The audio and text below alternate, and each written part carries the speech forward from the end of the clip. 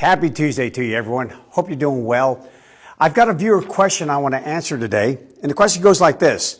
It's a little bit of a long question, so I'm just going to cut it down in real short. This particular viewer has a 7 going on 8-year-old female Alaskan Malamute. And for years, she's been giving her dogs commands, but now she feels that the commands are tainted because they're not reliable. So now the concern is, can I resurrect those old commands? Can I now all of a sudden still use them and achieve the reliability that I'm seeking? In short, well, most cases the answer is yes, but there are a few conditions that surround that to create that kind of, whether you can do it or not. So, but first of all, let me kind of just talk to you real quick. When it comes to auditory signals, I'm not huge on those. I'm really not. And the reason why I'm not huge on auditory signals is because nature isn't. We humans are. We have language. And because we have language, we talk a lot. And we depend upon that. Now, maybe with the more advancement and sophistication when it comes to texting and emails and watching videos, we will talk less and less and use our thumbs more and more. Maybe we'll even grow another thumb. Who knows? But for right now, humans have language and animals do not.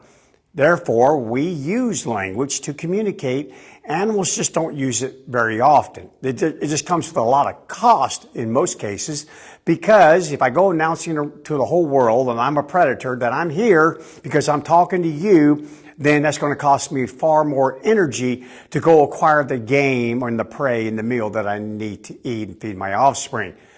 So auditory signals have the least value out in nature, especially among wild canids, and definitely there goes your dog as well. First of all, they are short duration. Say something. Hey, okay, it's gone. That's it. That signal is now over. So the transmission time is second, half a second, quarter of a second, and it's gone. So you don't get to reuse it like odor. Odor can last for days. You learned that during the tracking series. For days you can leave it. Hence why dogs use scent post. They'll do raised leg urination, things of that sort. They'll just go out and mark everywhere with their urine. They even use their scat to do so. Because those messages, those chemical messages last for days, sometimes even weeks, depending upon the environmental conditions. They also have the least amount of info.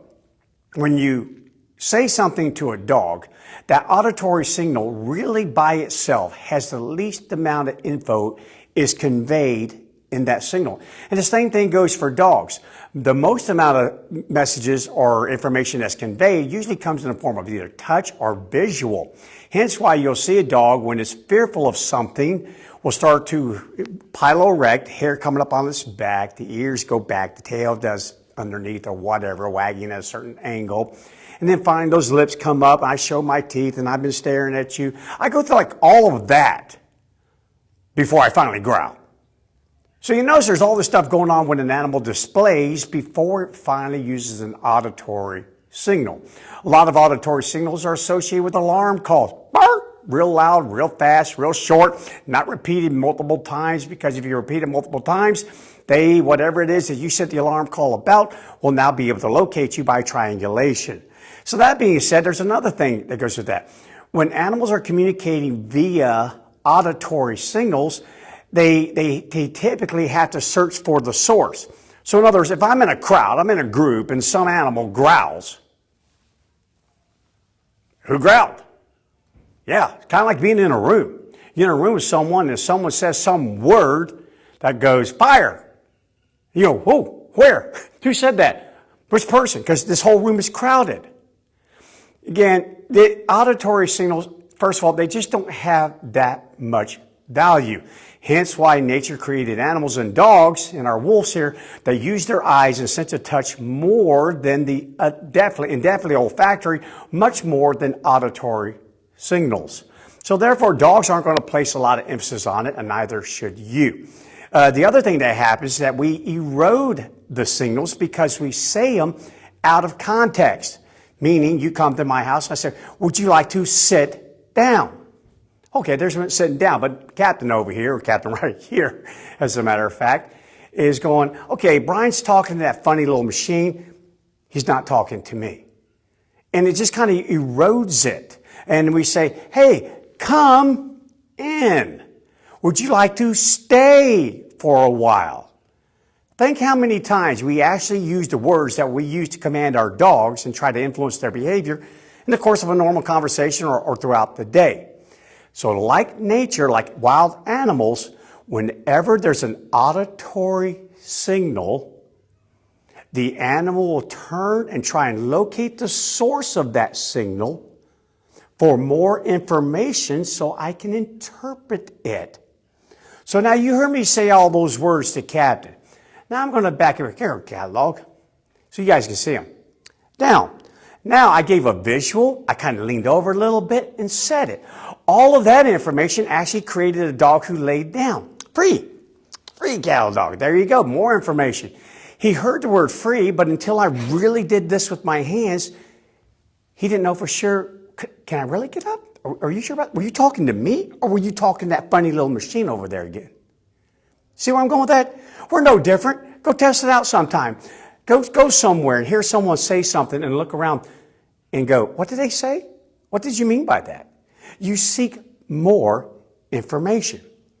So again, for me personally, come when called, off leash is the particular command that I have to make sure that that auditory signal can stand on its own.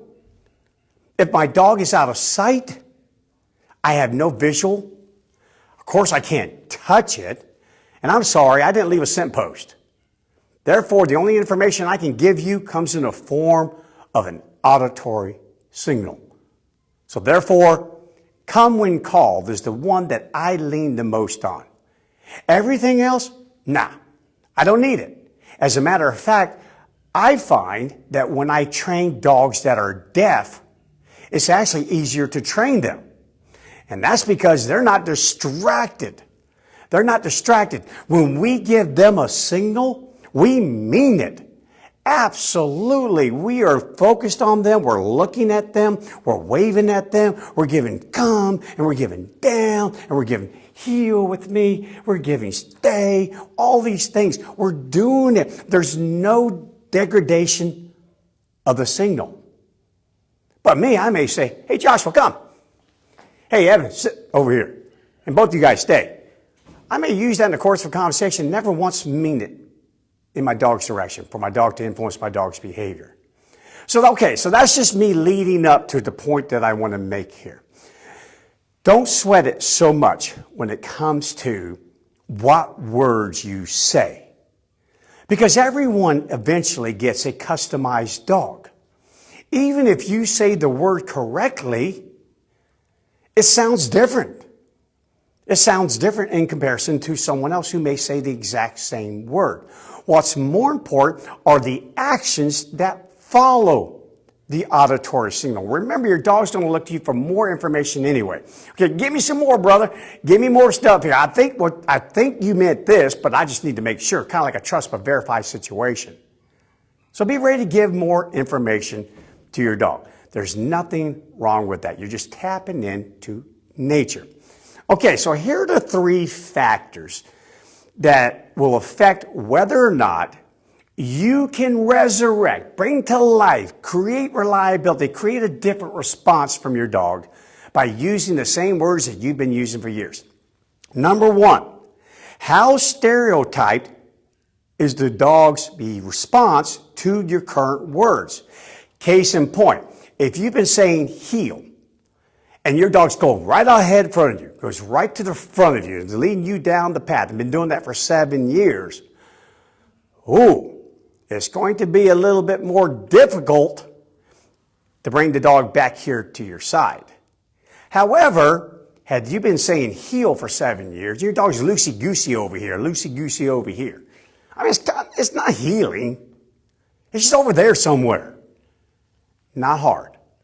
That's not hard at all. That's kind of like the evolution of training anyway. You start off loosey-goosey, you allow them to be loosey-goosey. Hey, dog, all I need you to know is this right there. For the next 2 weeks, don't pull me and stay on one side of my body. Good enough. We'll refine that, baby. And depending upon what I require to enjoy walking with you, to feel like I'm safe walking you, will determine where and how tight loosey-goosey has to become. So the closer it is, there's the less amount of difference is the second factor. If you're asking completely opposite behaviors from the one you've been doing, yes, you need to give a different signal. You just do. If it's completely different. But if it's kind of close, it works. No big deal. You can refine it. Keep using that same old word. You're just going to now and go, okay. So instead of changing the whole contract here between you and I and this word, I'm just going to do an addendum. How about that? Let's just kind of add to it. That's all you have to do. You don't need to rewrite the whole darn contract. Just add to. Right? Change it. And then the other thing is, again, how long have you been doing this? How long has this darn dog been hearing these commands? And I don't care that you say 7 years. If you never walked your dog during a 7-year time period, we're good to go. Heel's going to work out fine. But if you've walked your dog every day and your dog has heard that word heel 20, 30 times a day times 365 times 7, whoo! We are in implicit memory land. And remember, implicit memory land is that land where certain autonomic, meaning you're not thinking about it, it's involuntary, you're not having to give it a thought whatsoever. Responses have been conditioned. And anytime I said in yesterday's video, I'll say it again in today's video, anytime you try to force anything out of this implicit channels into explicit channels, you're going to be in for the ride of your life. I am telling you what, that's a lot of work to do. So again, those three factors are how stereotyped is the response to whatever word you're giving. The more stereotyped it is, the more difficult it's going to be to change the dog's complete behavior. So again, that kind of goes with the other one. How different is it? And then lastly, how long have you been doing this for? All of those affect it. But if it's even close, go for it. And kind of give you a few examples just to lean on. Think about service dogs. I trained service dogs for 7 years for children with advanced muscular dystrophy. I imported the majority of the dogs that I used for that training, and they were all 18 months or 2 years of age already. I let someone do that work for me, raise these puppies, socialize them, expose them, give them some basic obedience. In other words, I got a car off the assembly line that had a steering wheel, 4 wheels, and a body around it and a couple of doors, and I took it from there. Kind of like Naval Ocean Systems Command with the Marine Mammal Systems. When I trained dolphins and sea lions in the military, we did not take them from scratch. That was already done by Naval Ocean Systems Command, and they were turned over to us at Explosive Ordnance Disposal, Mobile Unit 3, based out of San Diego. And we took it from there, and we did all the advanced training with them. The point I'm making is that when these dogs came in from overseas, oh my gosh, they had already been trained all sorts of languages. In other words, heel was actually Fuß. It was German at the foot. Down was Platz. And then there's all sorts of these Dutch commands. And I'm not even going to try to repeat them on a video because I'm worried that I'll say a really bad word. So I'm not going to say those. And then there's like EC for coucher and all these French commands. So you know what dear old Bryan did? I swapped those things in a New York second. Heck yeah. Oh no, we're not going with that EC thing and that coucher thing. It sounds really kind of cool, rolls off the tongue very beautifully. However, I have a little girl who's only 11 years old in a wheelchair. She's going to say down, and therefore you're going to learn down. And it was easy. It wasn't hard to do. We just had to stay with it. Okay, so you got to learn me. And then not even to mention, how about board and trained dogs? Dogs come in here, they can be here from a few days to a few months. And yeah, I sound different than possibly what the owner's going to sound. Again, animals just don't, they need more information. Just don't say a word to me. Give me more information. And then what about adopted dogs? Oh my gosh, what if a family that speaks Spanish put the dog up to be adopted, to rehome it? And here you are speaking English. What about multilingual families? Oh yeah, I've had many clients. The guy said all the commands in Spanish. The wife said all the commands in Russian. And the dog, of course, is learning English from dear old Bryan. They're smart animals. And the reason why words don't matter that much is because they use all the other things. And to give you just a little funny example, let me kind of do this for Captain. Cattle dog, tomato. Let's use, how about if we use squash? turn up.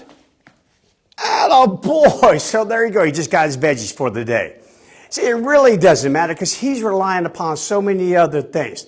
Let's go Coca-Cola.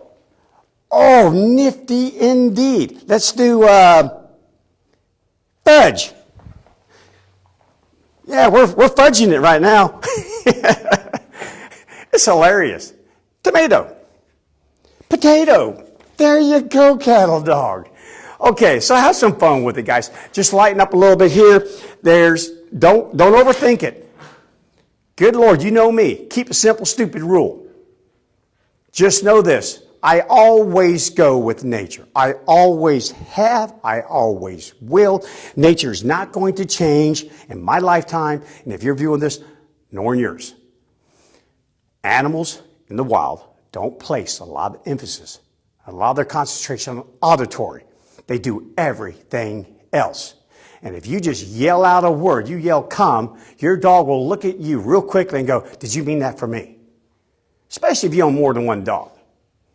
So again, definitively, my answer is yes, you can resurrect those commands as long as you're not asking completely opposite behaviors. If you, for example, you've been using come and all of a sudden you want come to me and lay down, that's going to be a little hard. Just so you know, you better get busy. And the dog, you may not get it done in the dog's lifetime. But outside of that, as long as it's close, loosey-goosey, whatever, tighten it up, make it good, and it'll happen. All right, so I sure hope that helps answer the question. And if you've got a question, send them in to me. Park them out there, and we will grab those. My team searches for those, and they're going to feed them to me, and I'll be glad to answer them the best I can. Okay, guys, so have a great training day. When it comes to auditory signals, I'm just going to give one more. Goodbye.